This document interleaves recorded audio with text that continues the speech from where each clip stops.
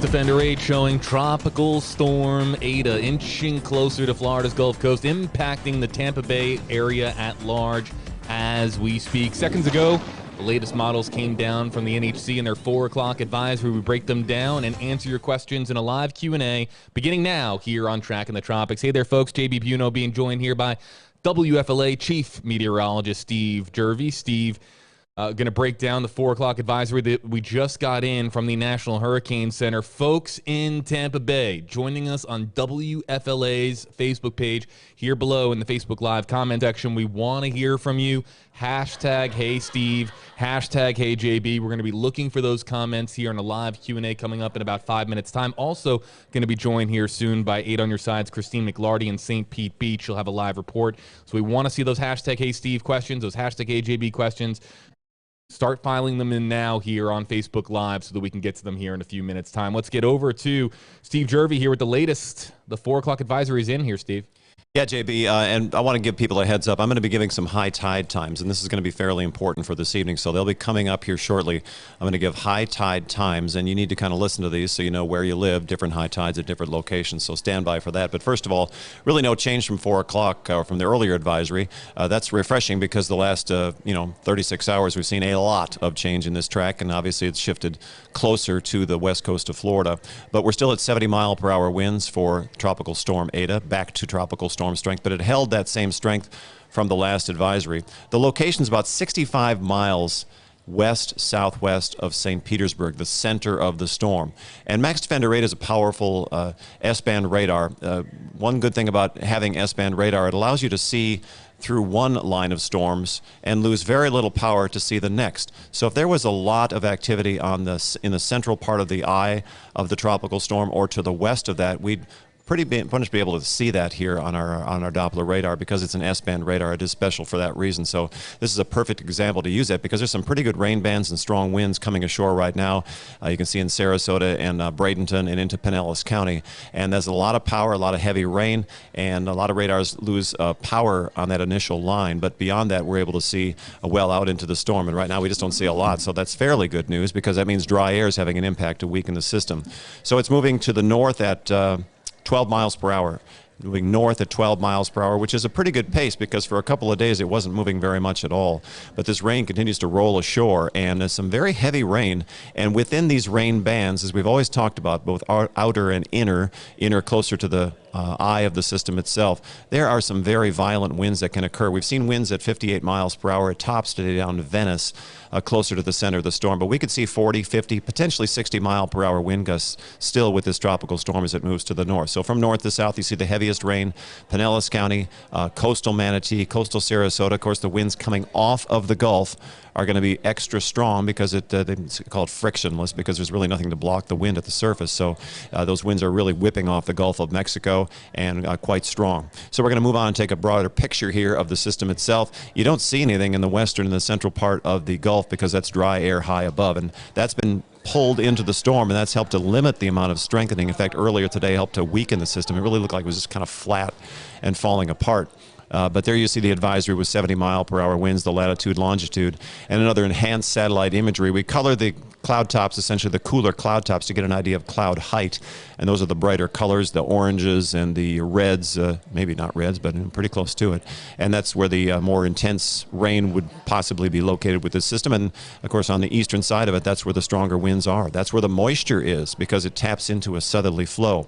But we're very interested in water issues, and that's why I said I'll be giving those high tides coming up. So you want to make sure to write that down. Well, I'll just give a few, and I'll give you a rough idea what you can expect where you live. Tropical water vapor, western and central part. This has been very important for this storm.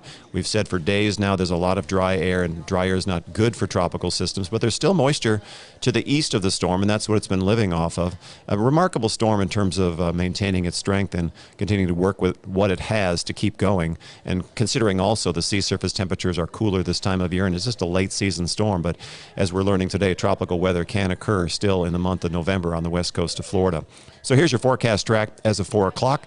There you see that possible landfall, and this possible landfall roughly would be northern part of Citrus County, possibly 1 a.m. into the early morning hours. That can change. It can speed up or slow down just a little bit, but that's a rough estimate at this point. 1 a.m. Thursday there with possible 65-mile-per-hour winds, so weakening a little bit potentially. It will likely be exposed to some wind shear at some point, and that would tend to weaken the system. So this forecast track is very important, so get a good look at it. That's 1 a.m. Thursday for possible landfall. Keeping in mind now, the farther north the system moves with a counterclockwise rotation around the center of the storm, that's what starts to bring our winds more southwest and west.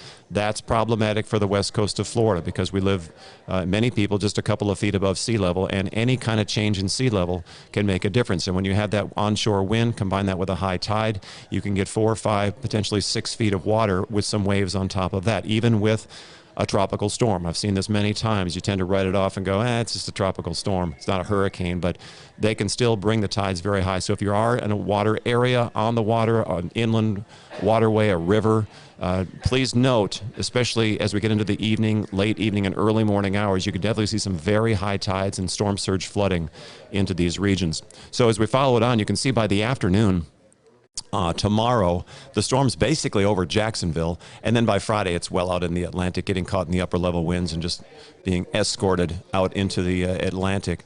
As we look at the forecast models, this is just kind of a rough idea why the Hurricane Center has changed the track so dramatically, but now they're more into consensus, and that's why that track has not changed very much from the last advisory. So that's kind of refreshing to see less of a change because we've seen such a dramatic change here in the last 36 hours. So that will continue very close to that track that we saw from the National Hurricane Center. As I just mentioned, by the afternoon tomorrow, we'll be over Jacksonville, and we'll see a breeze here, but really for us, the concerns are from now as we're speaking to the evening hours and then the overnight as that wind switches to onshore. Watches and warnings still under a hurricane watch, meaning we could possibly see a strong gust at up to 74 miles per hour, so we'll make mention of that. Prepare for tropical storm force conditions and, of course, the flooding issues that we talked about that'll be up and down the coast. And as a result, we do see a storm surge warning in place for all of the Tampa Bay area. This would include in the bay itself, rivers, Manatee, and Clote River. That water just gets pushed up into those rivers, and those that live along there that are very close to that river level know that at high tide that water can be pushed into that region.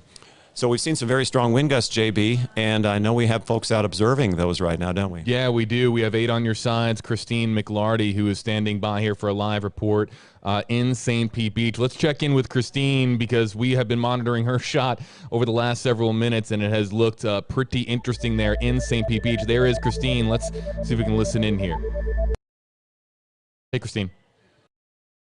This is Blind Pass. We got Upham Beach on that side and Sunset Beach on this side. The rain and wind has really picked up these last couple of hours.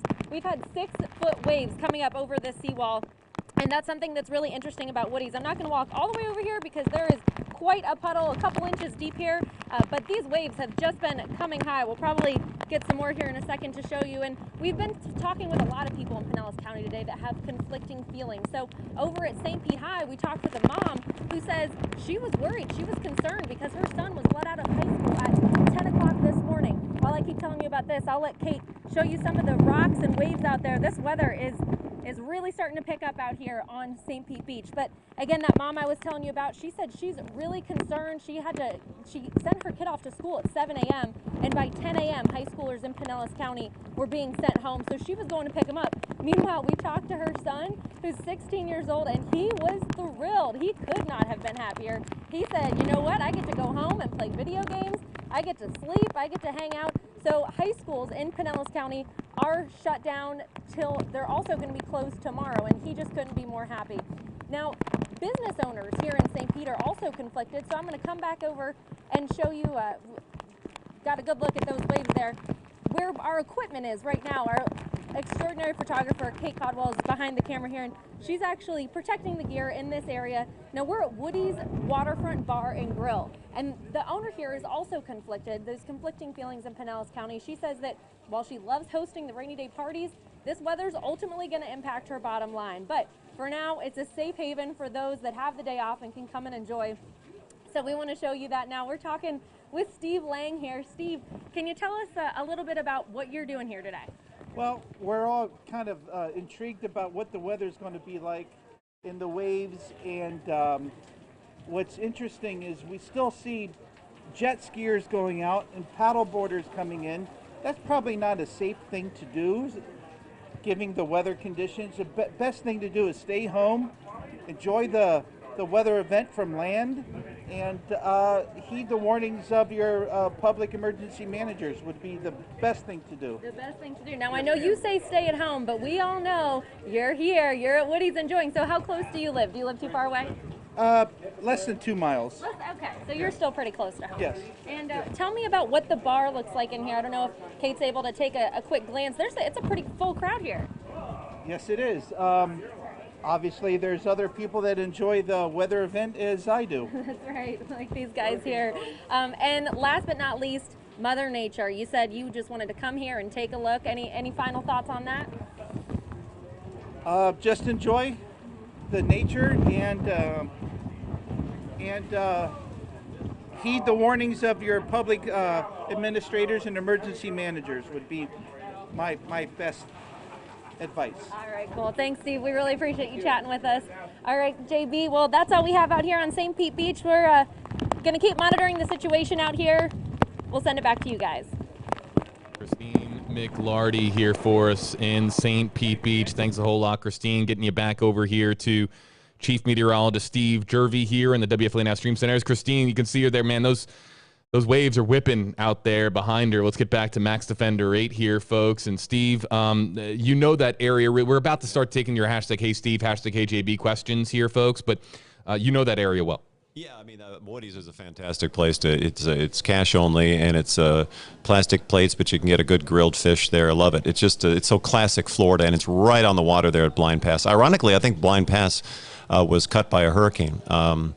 Hurricanes in the past, we've had strong ones in 1848 and 1921, and they come along with such a storm surge that they literally cut a path in the barrier islands and open up these inland waterways, and they become passes. John's Pass is another one. I believe 1848 cut that one as well. So when you see these passes, nature put them there years ago. There used to be a barrier island there. So this is a reminder of the strength of tropical weather. We're not talking about that kind of storm now, but it does show you that we can experience tropical weather even late in the season. In fact, those two storms I referenced in history, one was in later September, the other was, I believe, in early to mid-October.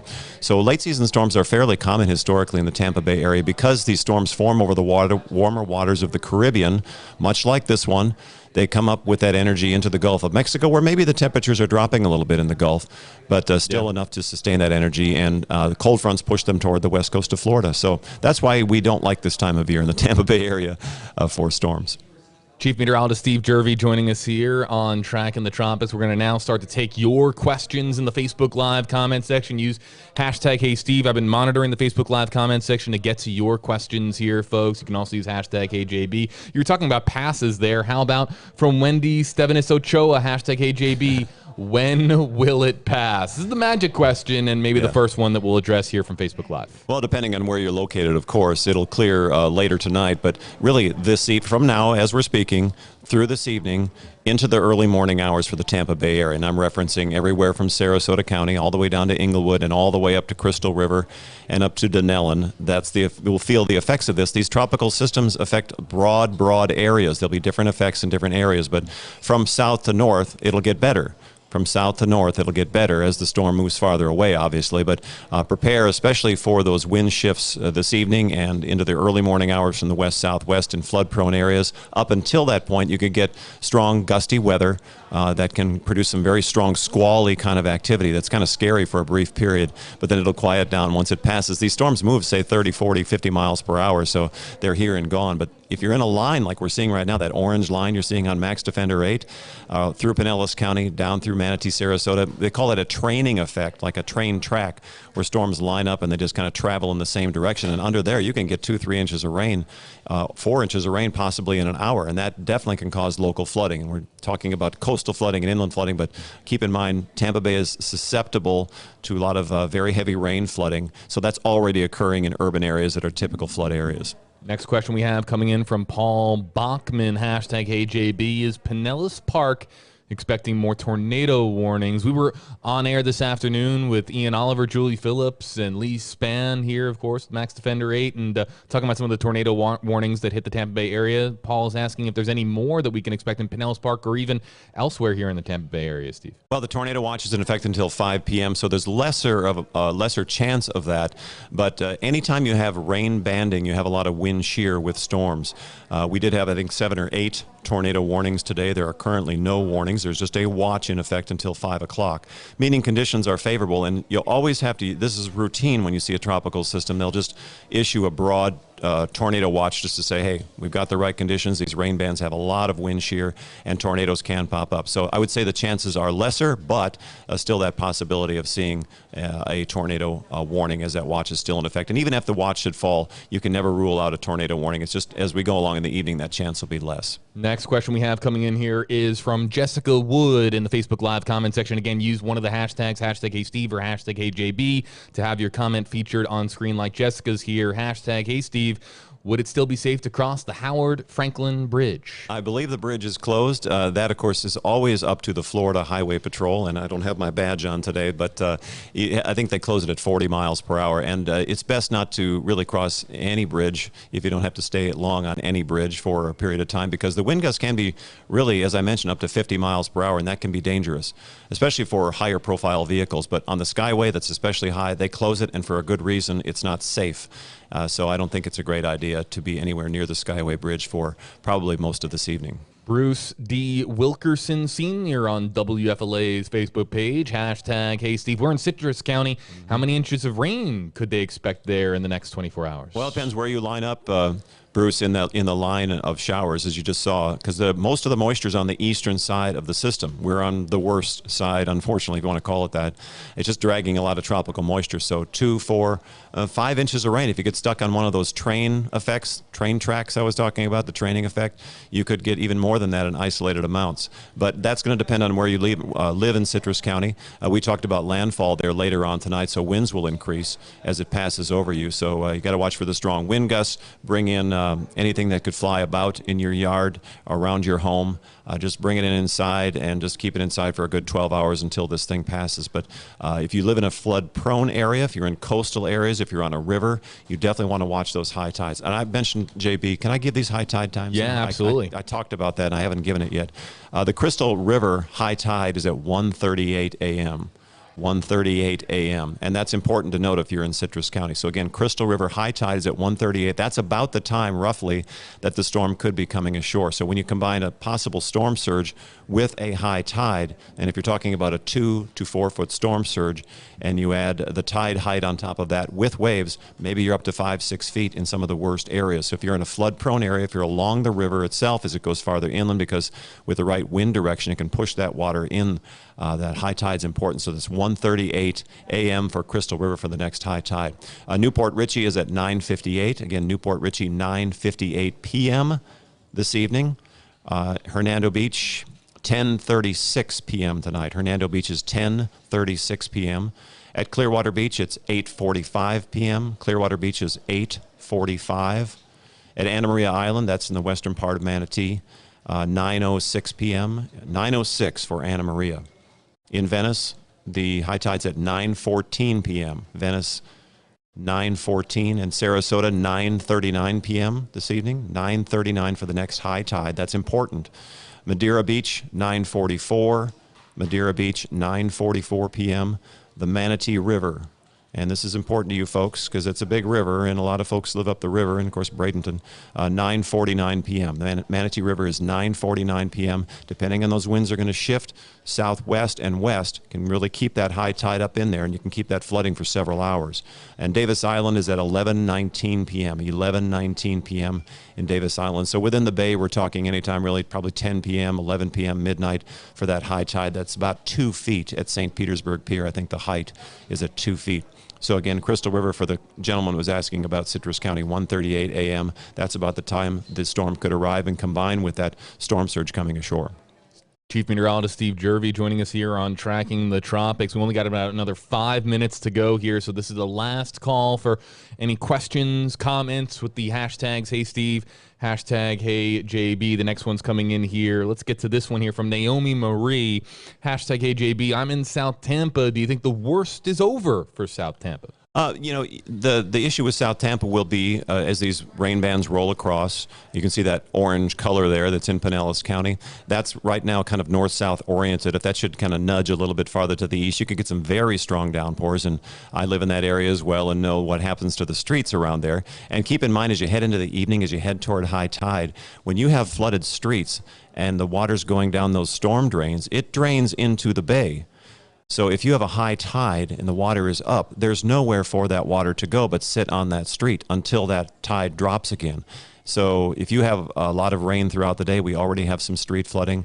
It's going to be very difficult to get rid of that water. So I would say prepare for the street flooding in that area and some strong downpours. And, of course, some strong wind gusts that could potentially at the higher end be 30 to 40 miles per hour. I see we got a lot of Polk County viewers joining us here. We're going to get to those comments in just a second. But first, really quickly, Tina Wolf, hashtag AJB, how's it looking for Hernando? Well, Tina, about the same story as I mentioned for Citrus. The storm likely would landfall just to the north of you, but that would for coastal areas especially. Watch your high tides, as I just read those this evening as we get later into the evening. And, of course, still some strong wind gusts and some local flooding depending on where you are. If you're in flood-prone areas, be very aware of the tide times and, of course, how much rain is piled up. You could still get 2, 3, 4 inches of rain additionally with the rain that you've already received. Next, we're going to go 2 for 1 here with Polk County. Amber, Keelty, hashtag Hey Steve, what can we expect for Lakeland? And then Susie Ronenberg, hashtag Hey Steve, what are the expected effects for Polk County? So a lot of Polk County viewers joining us at this hour on Tracking the Tropics. We love Polk County, love Lakeland, and everywhere else in Polk County. The evening will be an area we can see some fast-moving showers. You're kind of in the outer band area right now, and some of those outer bands can kind of spin off. Small chance of a tornado, just a small chance, but there's certainly the additional showers kind of lining up around the eastern side of that storm. So you're not close to the water impacts, obviously, with storm surge, etc., and you can see some heavy downpours, but I think the local flooding would probably be fairly limited because of the rainfall amounts aren't going to be as great in Lakeland or other parts of Polk County as it would be closer to coastal spots. But those outer bands can still produce possibility of a tornado, some strong wind gusts, and occasional squally kind of showers that are kind of frightening for a period of time. But Polk County's in better shape than folks that are on the coast at the moment. Next question's coming in from Betty Mayo, hashtag, hopefully I'm pronouncing that, Mayo like mayonnaise. Hopefully I got that one right. French, yeah. Hashtag HAB. Do we know where it'll make landfall yet? Yeah, Betty, we're talking about around 1 a.m., probably the northern part of Citrus County. Heather's going to call up the track for us to get a rough idea where that's located. And again, there you see that forecast track. Would be later on this evening, and we're just kind of estimating because it's you can't just draw a straight line and say this is exactly where it will landfall. I'd say roughly the northern part of Citrus County, say sometime after midnight, early morning hours. That's roughly what the landfall time and where it's expected to be. Just a couple more here, folks. Daisy Acevedo Gonzalez, hashtag HJB. When will Sarasota be receiving the worst part of what Ada has to offer here, Steve? Well, right now in terms of rain, you're seeing it. And there's still an outside chance, small chance of a tornado. But as those winds change around southwest and west, if you are near the water in Sarasota Bay, just know that I read out the high tide times. Let's see if I've got here if Sarasota's at 9:39 p.m. 9:39 p.m. for the high tide this evening. As it goes later into the evening, those winds will be still strong from the west and southwest. So watch for that flooding associated with storm surge. I know it's not a lot, maybe 2, 3, 4 feet. Add that to the high tide, though, and perhaps you have some flooding in vulnerable areas, water related. In terms of rain, might see some street flooding there, and some strong wind gusts, but generally you're seeing it right now. This next one here made me chuckle a bit. It's from Carol Bennett Hodges, hashtag Hey Steve. Will this drunken storm finally be gone after this? And yeah, for those of you who have just logged on maybe for the first time and haven't been following Ada's progressions here over the last 72 hours, this is a storm that has really kind of thrown us for a loop, or at least the National Hurricane Center for a loop, with predicting where the storm might head. Of course, hitting Florida's Gulf Coast here. But Steve, when will this drunken storm be finally gone after this? What do we say to Carol joining us here with hashtag Hey Good Steve? way to look at it, Carol. Kind of like wobbling out of a tavern. That's what it seems like it's been doing here for the last week or so. the storm, and she's asking when it's going to be gone, is basically right. Yeah, I believe so. Amazingly, by tomorrow in the afternoon, it'll be over Jacksonville, and we'll still feel some wind effects, but it's gone by then. So really, it's just this evening and in the early morning hours for the northern folks. But by the afternoon tomorrow, it's gone. We're seeing some breezes, and by Friday, it's well into the Atlantic. And two other questions that I'm not even going to bring up on screen because we were just so many of them. But really quickly, Steve, how's the weekend looking? And folks who have been clamoring here for cooler weather here and cooler November weather here in the Tampa Bay area, what's it going to look like this weekend? And is there a chance it'll be cooler? Weekend's better. We got some sunshine this weekend. Probably still a bit warmer than you'd like, but a cold front for next week, say Monday, Tuesday, we're going to see humidity drop. And oftentimes this time of year, you'll see tropical weather that'll clear us to the east and play a part in helping to pull some drier, cooler air down. That looks like it'll be the case here. We'll actually see some cooler, drier air next week, early next week. But this weekend will still be on the warm side, but we'll see more sunshine. WFLA's chief meteorologist, Max Defender 8, chief meteorologist Steve Jervey here with us live on Tracking the Tropics. You'll be able to catch him tonight on WFLA News Channel 8 on broadcast television, your NBC station 8 on your side, right here in Tampa Bay. Be sure to look out for Steve and the rest of our Max Defender 8 Storm team. Really looking forward to, of course, just seeing Ada leave and pass along as the entire 2020 hurricane season hopefully will just enter our rear view mirror here in the weeks or so ahead. So really want to thank Steve Jervey for joining us here, folks. We are moments away from a press conference from Mayor Jane Castor, the mayor for the city of Tampa here. So that's coming up here next on Tracking the Tropics here on WFLA Now, live from your hurricane headquarters. Big thanks to Steve, and for everyone with the hashtag HeyJB, hashtag HeySteve comments. Appreciate you joining us. More on WFLA.com, WFLA's app, and of course on WFLA News Channel 8 later on tonight with Steve and the entire team. We'll see you soon here, folks. Coming up next on Tracking the Tropics, it's Mayor Jane Castor. Oh, she's going right now? Yep.